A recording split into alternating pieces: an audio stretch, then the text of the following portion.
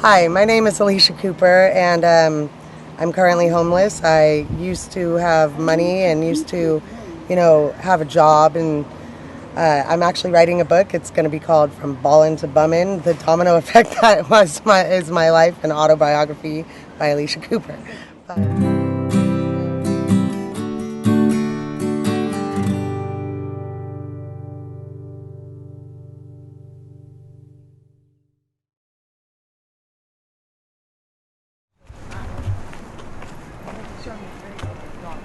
Hi guys.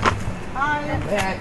So many people don't understand what it's like. Hi. I have a friend here. Oh, hi. Gerard, who is a videographer. Oh God, I'm so nervous. Let me kind of wash my face just.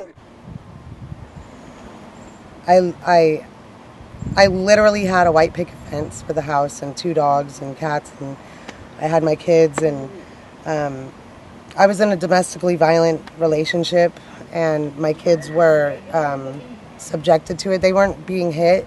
They were just watching me get beat up every single day, numerous times a day. And so my neighbors called CPS on me, and because my kids were watching the abuse, they considered that child endangerment, which I can see it was. But I tried to get out of the relationship, but the guy was insane. Like, he didn't care about the restraining order. He would break into my house, and it was bad. It was really, really bad. So with that, the kids got taken, and I got depressed, and I gave up. I quit going to work. And I got the eviction notice because I quit going to work, because I was depressed, because my kids got taken. And then my mother said she was going to move in and help. She moved in, and she helped herself to my resources until we had to move. She didn't help out with bills, even though she was getting paid. And so I had to surrender my dogs and my cats to the SPCA. And I stayed at the tourist shelter and was working on my case plan with CPS, but they told me that if I was in the tourist shelter, I wouldn't get my kids back.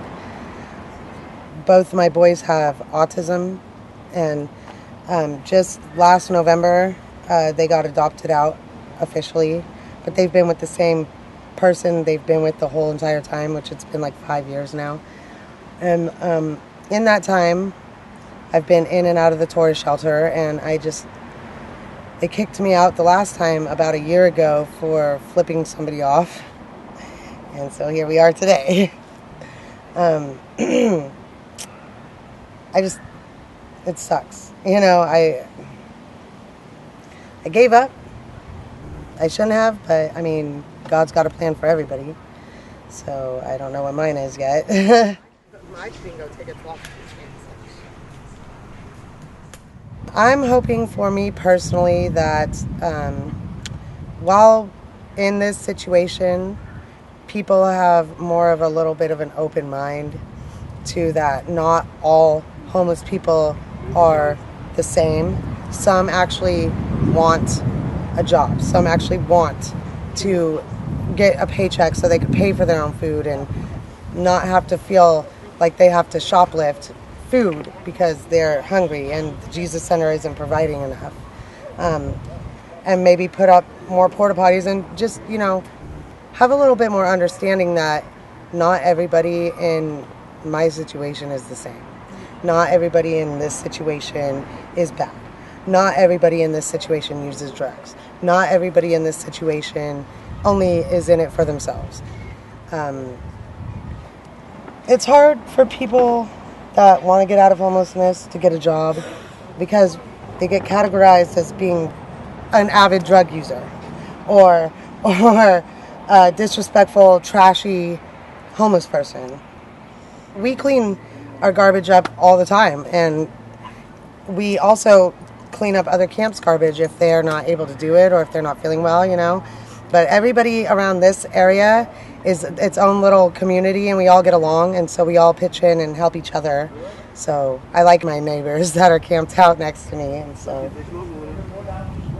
because camping is no longer considered illegal because of the coronavirus and the shelters aren't letting anybody in, there's less harassment, but every now and then they'll still come by and be like, hey man, tighten it up, and like they always do, but they don't tell you gotta leave. But there's more harassment from the actual community than the police nowadays. What kind of harassment? Who was that? Drive-by shooting? Yeah, well, somebody we know. Like she said that some lady asked her if she needed some food, some canned goods, and I guess she said yeah, and she started throwing canned goods at her and hit her in the head with like 6 or 7 cans of food. And this lady is like 60? an elderly woman, and she's in a walker, and like people throw eggs out of their cars and call you a piece of shit because you're homeless, and drive-bys try to shoot at you. It's just like, that's ignorance, because you're only 1 to 2 paychecks away from being right here where I'm at. When you hit the street, what do you really need to have out here to be able to make it being homeless? The needs out here, a way to take a shower, if there's, because now that the coronavirus has hit, the Jesus Center no longer provides showers. And now it's like you have to find somebody that that lives indoors to help take a shower, but then they're like, oh, the coronavirus, and you're like, well, whatever. And so like maybe mobile showers, something like that, more porta potties, a way to have help doing laundry, anything like that would be such a huge, huge benefit. Hey, Don, say something to Gerard about having a vote. How'd you feel? Great. I tell you, if it wasn't for what I having hope, I don't know where I would be right now, because I'm homeless right now anyway. So without this having hope with showers and clean clothes and everything, I'd be lost. I really would be lost, because I never been homeless in my life until this time, and now I'm starting to feel the effects of how it is to be homeless, and I don't like it at all. Way to go, buddy. First goal, baby steps, is finding employment. Anything.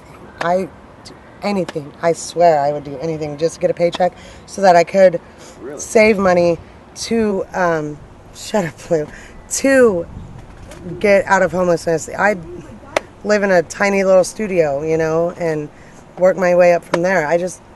Not everybody wants to be here. And if I had a paycheck, I would definitely be saving my money to get into an apartment, something, I just need a chance. I need somebody to just extend their hand and be like, all right, I'm going to help you out. And that's what I'm hoping.